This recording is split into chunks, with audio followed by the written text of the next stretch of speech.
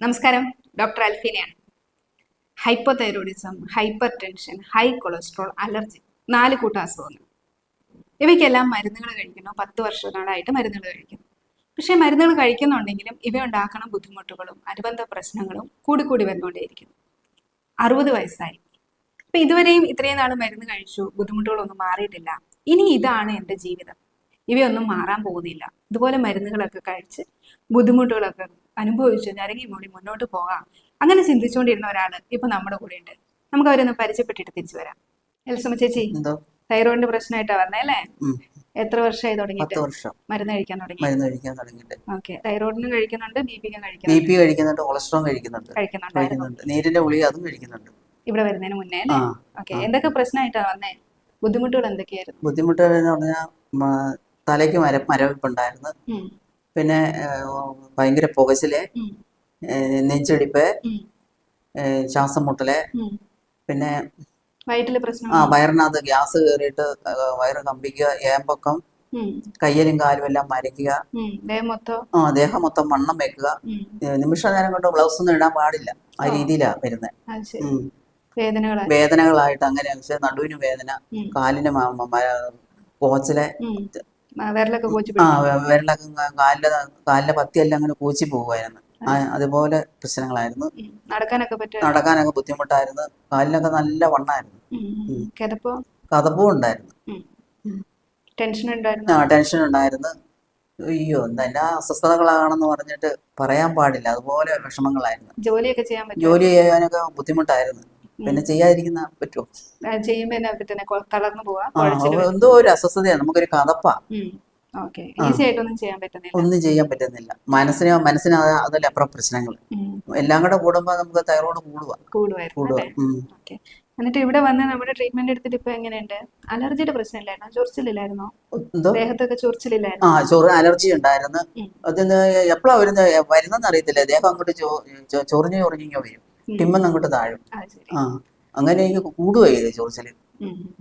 ഇപ്പൊ എങ്ങനെയുണ്ട് നമ്മുടെ ട്രീറ്റ്മെന്റ് എടുത്തിട്ട്? എനിക്ക് നല്ല കുറവായി, ഒരു പ്രശ്നവുമില്ല. എന്തൊക്കെ മാറി? എല്ലാം വണ്ണവും കുറഞ്ഞു, എന്റെ വെയിറ്റ് എല്ലാം കുറഞ്ഞു, എല്ലാം കൊണ്ടും വയറിലെ പ്രശ്നങ്ങൾ മാറി, എല്ലാം മാറി. കഥപ്പ് ഒന്നുമില്ല. ഇപ്പൊ നടക്കാൻ പോകുന്നുണ്ട്. പുകച്ചിലും മരവിപ്പൊന്നുമില്ല. ഇപ്പൊ ഉറങ്ങാനും പറ്റുന്നുണ്ട്. പകല് ഞാൻ ഉറങ്ങുന്നില്ല. ഇപ്പൊ മരുന്ന് കഴിക്കാൻ തുടങ്ങിയ പിന്നെ ഒരുപോലെ ഉറക്കമില്ല. ഉറക്കമുണ്ട്. ടെൻഷനും കുറവുണ്ട്, എല്ലാം കൊണ്ടും കുറവുണ്ട്. ആശ്വാസമായി. ജോലി ചെയ്യാനും കുഴപ്പമൊന്നുമില്ല. അന്ന് വന്ന എൽസമ്മയാണോ ഇപ്പൊ? ആള് മാറിപ്പോയി. എങ്ങനെയാ ഇവിടെ വന്നേ? ഇത്രയും വലിയ വണ്ണായിട്ട് ഞാൻ ഓർക്കുന്നുണ്ട് അല്ലേ? ചീർത്ത്, അയ്യോ, ആ ബ്ലൗസ് ഒക്കെ കൊള്ളി. ഇപ്പൊ എന്നിട്ട് ഇത് ഒന്നടിച്ച് തന്നിട്ടും പിന്നെ അത് ലൂസായി. ശരി, എങ്ങനെയാ നമ്മളെ പറ്റി അറിഞ്ഞേ? വീട് ഇവിടെ അടുത്തല്ലേ? ഇവിടെ അടുത്താ. എന്റെ മോള് പറഞ്ഞാണ്, കൂട്ടുകാരി ചെയ്തതാണ്. അവൾ അറിഞ്ഞു. അപ്പൊ എന്നോട് ഇങ്ങോട്ട് വിളിച്ചു പറഞ്ഞു. അമേരിക്കയില. അമേരിക്കയിൽ നിന്ന് കൂട്ടുകാരി ഇവിടെ വന്ന് ട്രീറ്റ്മെന്റ് എടുത്തു. തിരിച്ചവിടെ ചെന്ന് കഴിഞ്ഞപ്പോ അവളോട് അവര് തന്നെ സംസാരിച്ചിട്ട് അവൾ എന്നെ വിളിച്ചു, അമ്മ എവിടെ പോകണമെന്ന് പറഞ്ഞു. അങ്ങനെയാ ഞാൻ ഇവിടെ വന്നത്. ഇത്ര അടുത്തായിട്ട് പോലും ഞാൻ അറിയുന്നില്ല. അയലോകത്ത് കിടക്കുന്ന ആളാണെങ്കിലും അമേരിക്കയിൽ നിന്ന് വിളിക്കേണ്ടി വന്നു. ഇപ്പം ബി പി ഒക്കെ നോർമൽ ആയോ? എല്ലാം നോർമലായി. അലർജിയുടെ പ്രശ്നങ്ങളുണ്ടോ? വേറെ പ്രശ്നങ്ങളൊന്നുമില്ല. ഒന്നുമില്ല. നല്ല ഹാപ്പി ആയിട്ടിരിക്കുന്നു. സന്തോഷം. ഒരിക്കലും മാറില്ല എന്ന് കരുതിയ ഒരുപാട് പ്രശ്നങ്ങളിൽ നിന്ന് ആ ചേച്ചിക്ക് പുറത്തു വരാൻ പറ്റി അല്ലേ? അതോടൊപ്പം ഒരിക്കലും നിർത്താൻ പറ്റില്ല എന്ന് പറഞ്ഞല്ല, പല മരുന്നുകളിൽ നിന്ന് പോലും നമുക്ക് പുറത്തു വരാനായിട്ട് സാധിച്ചു. ഇവിടെ ഞാൻ ശരിക്കും പറയുകയാണെങ്കിൽ ഇവരുടെ ബി പി കുറയാനോ അല്ലെങ്കിൽ കൊളസ്ട്രോൾ കുറയാനോ അല്ലെങ്കിൽ ശരീരത്തിന്റെ ബാക്കി ഓരോരോ ബുദ്ധിമുട്ടുകൾ കുറയാനായിട്ട് സെപ്പറേറ്റ് മരുന്നുകളൊന്നും കൊടുത്തില്ല. ഇവരെ സംബന്ധിച്ച് ഇവരുടെ പ്രശ്നം ഒരു ഓട്ടോ ഇമ്മ്യൂൺ കണ്ടീഷൻ ആയിരുന്നു, ഹാഷിമോട്ടോസ് തൈറോയിഡൈറ്റിസ് ആയിരുന്നു. അപ്പൊ ഇവിടെ ഒരു ഇൻഫ്ലമേഷൻ ഉണ്ടായി, ഇമ്മ്യൂൺ സിസ്റ്റത്തിന്റെ ട്രിഗർ മൂലം ഒരു ഇൻഫ്ലമേഷൻ ഉണ്ടായി. ഇതാണ് ഇവർക്ക് ബാക്കിയുള്ള ബുദ്ധിമുട്ടുകളെല്ലാം ഉണ്ടാക്കി കൊടുത്തത്. നെക്സ്റ്റ് ലെവലിൽ ഇവർക്ക് ഡയബറ്റീസ് ആണ്, ആ ഒരു ലെവലിലേക്ക് എത്തിയില്ല. അപ്പൊ നമ്മൾ ഈ കാരണത്തെ ടാർഗറ്റ് ചെയ്യുകയും അതിനെ സപ്പോർട്ട് ചെയ്യാനുള്ള മരുന്നുകളുമാണ് കൊടുത്തത്. അതോടൊപ്പം അങ്ങനെ അതിനെ മെച്ചപ്പെട്ടപ്പോൾ, അതായത് ഈ കാരണത്തെ ചികിത്സിച്ചപ്പോൾ ബാക്കിയുള്ള പ്രശ്നങ്ങളെല്ലാം ഓട്ടോമാറ്റിക്കലി കുറയുകയാണ് ചെയ്തത്.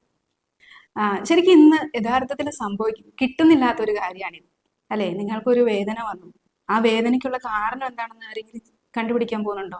റിപ്പീറ്റഡ് ആയിട്ട് നിങ്ങൾക്ക് വേദനകൾ വന്നുകൊണ്ടേയിരിക്കും. അപ്പൊ അതിന്റെ അർത്ഥം റിപ്പീറ്റഡ് ആയിട്ട് അവിടെ ഇൻഫ്ലമേഷൻസ് ഉണ്ടാകും. അപ്പൊ എന്ത് ടൈപ്പ് ഇൻഫ്ലമേഷൻ ആണ് അവിടെ ഉണ്ടാകുന്നത്? എന്ത് കാരണം കൊണ്ടാണ് ഈ ഇൻഫ്ലമേഷൻ അവിടെ ഉണ്ടാകുന്നത്? അത് ചിലപ്പോൾ മെറ്റബോളിക് തകരാറാവാം, ഹോർമോണൽ ഇംബാലൻസ് ആവാം, അല്ലെങ്കിൽ ഒരു ഓട്ടോ ഇമ്മ്യൂൺ ഇൻഫ്ലമേഷൻ ആവാം. അപ്പൊ ഇതിന്റെ കാരണത്തെ ചികിത്സിച്ചാൽ മാത്രമേ ആ വേദന അവിടെ പോവുള്ളൂ അല്ലെ. പക്ഷെ ഈ കാരണം കണ്ടുപിടിക്കാനോ അല്ലെങ്കിൽ അതിന് വേണ്ടിയിട്ടുള്ള ചികിത്സ ലഭിക്കാനോ ഇന്ന് ആർക്കും ഒരു ക്ഷമയില്ല.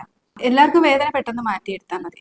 അപ്പൊ അങ്ങനെയുള്ള ഒരു സാഹചര്യത്തിൽ നിങ്ങൾക്ക് സ്റ്റിറോയിഡ് തരിക അല്ലെങ്കിൽ ഒരു പെയിൻ കില്ലർ തരിക എന്നുള്ളത് അവിടെ ഓപ്ഷൻ ഉള്ളൂ. 1-2 മിനിറ്റ് കൺസൾട്ടേഷൻ കൊണ്ടോ അല്ല 5 മിനിറ്റ് കൺസൾട്ടേഷനോ ഇങ്ങനെയുള്ള കാരണങ്ങളൊന്നും കണ്ടുപിടിക്കാൻ പറ്റില്ല. ഒരു ദിവസം ഒരു 100 രോഗികളെ നോക്കുന്ന ഒരു പേഷ്യന്റ്, 100 രൂപ കൺസൾട്ടേഷൻ ചാർജ് ചെയ്ത് നോക്കുന്ന ഒരു പേഷ്യന്റ്, ഡോക്ടറെ സംബന്ധിച്ച് ഈ കാരണങ്ങളൊന്നും കണ്ടുപിടിക്കാനായിട്ട് സാധിക്കില്ല. കാരണം ഇത് ഡീറ്റെയിൽ ആണ്, സമയമെടുക്കും, ഡീറ്റെയിൽ ഹിസ്റ്ററി എടുക്കേണ്ടി വരും, ചില ലാബ് ടെസ്റ്റുകൾ ചെയ്യേണ്ടി വരും. ഇന്ന് ഒരു രോഗിയോട് ഒരു ടെസ്റ്റ് ചെയ്യണമെന്ന് പറയുമ്പോൾ അവിടെ പോയി ടെസ്റ്റ് ചെയ്യണം, ഇവിടെ പോയാൽ 100 രൂപ കൊടുത്താൽ മതി, പെയിൻ കില്ലർ കിട്ടും. ആ ഒരു മനോഭാവമാണ്. ജീവിതശൈലിയിൽ ഒരു മാറ്റം കൊണ്ടുവരാൻ പറയുമ്പോൾ പലർക്കും പറ്റുന്നില്ല. അതിന് ആവശ്യമില്ല എന്നാണ് ആളുകൾ ചിന്തിക്കുന്നത്. അങ്ങനെ ഉള്ളിടത്തോളം കാലം നമ്മൾ വണ്ടിയൊക്കെ റിപ്പയർ ചെയ്യുന്ന പോലെ ഓരോ പാർട്സ് ആയിട്ട് ശരീരത്തെ റിപ്പയർ ചെയ്തുകൊണ്ട് നടക്കുക എന്നുള്ളതേ ഉള്ളൂ. അല്ല, കാലങ്ങളോളം മരുന്നുകൾ കഴിക്കാൻ ബുദ്ധിമുട്ടുകളൊന്നും മാറുന്നില്ല. എന്തുകൊണ്ടാണ് മാറാത്തത്? കാരണത്തെ കണ്ടുപിടിക്കപ്പെടുകയോ ചികിത്സിക്കപ്പെടുകയോ ചെയ്യുന്നില്ല. ശരിയല്ലേ? ഇപ്പൊ നമ്മുടെ എല്ലാ അവയവവും, ഓരോ അവയവവും ഇന്റർ കണക്റ്റഡ് ആണ്. അപ്പോൾ ഒരു അവയവത്തിന് ഒരു പ്രശ്നം ഉണ്ടെങ്കിൽ അതിന് മറ്റു പല കാരണങ്ങളും ഉണ്ടാകും. ഉദാഹരണത്തിന് ഇപ്പം നമ്മുടെ പേഷ്യന്റിന്റെ ഒക്കെ റിവ്യൂ നോക്കുകയാണെങ്കിൽ ഒരുപാട് പേര് അവർക്കുണ്ടായിരുന്ന മൈഗ്രെയിൻ മാറിയതായിട്ട് പറയുന്നുണ്ട്. അവരെന്റെ തൈറോയിഡിനെയാണ് ഞാൻ ട്രീറ്റ് ചെയ്തത്, പക്ഷെ അവരുടെ മൈഗ്രെയിൻ മാറിപ്പോയി അല്ലെ. അപ്പൊ ആ ഒരു ഇൻഫ്ലമേഷൻ കുറഞ്ഞപ്പോൾ അല്ലെ, എന്തുകൊണ്ടാണ് അവർക്ക് മൈഗ്രെയിൻ ഉണ്ടാകുന്നത്? ഒരു പക്ഷേ ഗ്യാസ്ട്രിക് പ്രശ്നമായിരിക്കും. ഈ ഗ്യാസ് ഉണ്ടാക്കുന്നത് എന്താണ്? ആ കാരണത്തെ ചികിത്സിച്ചാൽ മൈഗ്രെയിൻ മാറും. അപ്പൊ ഇതാണ് ശരിക്കും ഒരു ചികിത്സ എന്ന് ഉദ്ദേശിക്കുന്നത് അല്ലെ. എന്ത് കാരണം കൊണ്ടാണ് ഈ അസുഖം ഉണ്ടാകുന്നത്, ആ കാരണത്തെ ചികിത്സിക്കുക, അസുഖം മാറ്റും. അപ്പൊ ചില ആളുകൾ ചോദിച്ചേക്കാം, ഒരിക്കലും ചികിത്സിച്ചാൽ പിന്നെ ഒരിക്കലും ഇത് വരില്ലേ? പൂർണ്ണമായിട്ട് ഈ രോഗത്തിൽ നിന്ന് വിമുക്തിയാണോ? ഓട്ടോ ഇമ്മ്യൂൺ അസുഖമാണ്, ചില ട്രിഗറുകൾ ഉണ്ടായേക്കാം. ഉദാഹരണത്തിന് വൈറൽ ഇൻഫെക്ഷൻസ്. ഇപ്പൊ പകർച്ചവ്യാധികൾ ഇങ്ങനെ വന്നുകൊണ്ടേ ഇരിക്കുകയാണ് അല്ലെ. ഇപ്പൊ നിങ്ങളൊരു ഫംഗ്ഷന് പോയി അല്ലെങ്കിൽ ഒരു മരിച്ചടക്കിന് പോയി തിരിച്ചു വരുന്നത് പനിയായിട്ടല്ലേ. ഇപ്പൊ വൈറൽ ഇൻഫെക്ഷൻസ് നമുക്ക് എപ്പോഴും വന്നേക്കാം, പ്രത്യേകിച്ച് ഈ ഒരു കാലത്ത്. അല്ലെങ്കിൽ ഒരു സ്ട്രെസ്ഫുൾ ആയിട്ടുള്ള അല്ലെങ്കിൽ ഒരു മെന്റൽ ട്രോമ അനുഭവിക്കേണ്ട ഒരു സാഹചര്യം നിങ്ങൾക്ക് കുടുംബത്തിലുണ്ടായേക്കും. ഇത് രണ്ടും നമുക്ക് പ്രിവെന്റ് ചെയ്യാൻ പറ്റുന്ന സാധനമാണ്. അപ്പൊ ഇത് വരുമ്പോൾ ഇമ്മ്യൂൺ സിസ്റ്റം വീണ്ടും ഒരുപക്ഷെ ഹൈപ്പറായി. അപ്പൊ ഇത് വരുമ്പം ഇമ്മ്യൂൺ സിസ്റ്റം ഒരുപക്ഷെ വീണ്ടും ട്രിഗേർഡായി ചില ലക്ഷണങ്ങളൊക്കെ കാണിച്ചേക്കാം. ആ ലക്ഷണങ്ങൾ കാണിക്കുമ്പോൾ വീണ്ടും നമ്മൾ ഒരു ചെറിയ സപ്പോർട്ട് കൊടുക്കുക. ആ സപ്പോർട്ടോട് കൂടി അന്നേരം ഉണ്ടായ ബുദ്ധിമുട്ടുകൾ മാറിപ്പോകും. ഇങ്ങനെ ഇടയ്ക്കിടയ്ക്ക് സപ്പോർട്ടൊക്കെ ചെയ്ത് വലിയ അല്ലലില്ലാതെ മുന്നോട്ട് പോകാൻ മാത്രമേ ഇന്നത്തെ സാഹചര്യത്തിന് നമുക്ക് പറ്റുള്ളൂ. അല്ലാതെ ഒരു ഡോക്ടർക്കും അല്ലെ ഒരു മനുഷ്യനെ കൊണ്ടും 100% ഡിസീസ് ഫ്രീ ആക്കി എടുക്കുക എന്നുള്ളത് ഇന്ന് സാധ്യമല്ല. അത് പറ്റുന്നത് ദൈവത്തെ കൊണ്ട് മാത്രമേ പറ്റുള്ളൂ. അപ്പൊ ദൈവം പ്രവർത്തിക്കുന്ന ആ ഒരു സമയം വരെ ഇതുപോലെ ഇടയ്ക്കിടയ്ക്ക് സപ്പോർട്ടൊക്കെ കൊടുത്ത് അല്ലലില്ലാതെ നമുക്ക് മുന്നോട്ട് പോകാം. Thank you.